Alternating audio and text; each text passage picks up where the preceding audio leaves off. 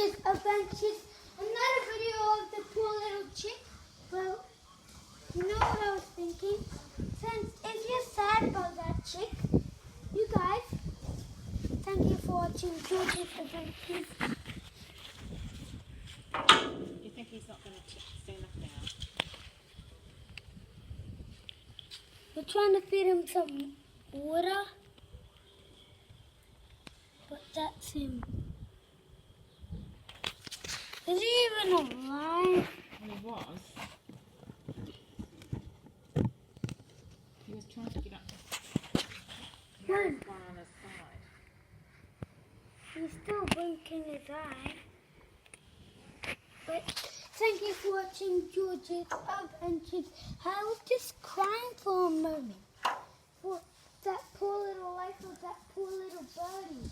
Yesterday, well, my mum called this building the sea, and who we could get to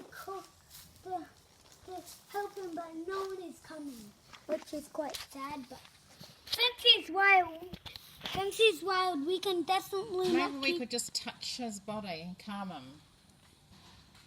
with gloves. He won't answer.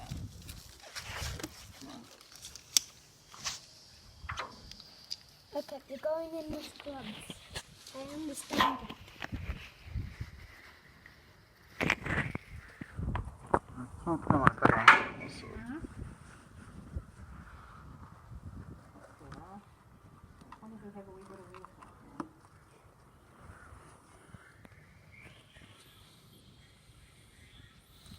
It's that other leg, isn't it? It's all like twisted up.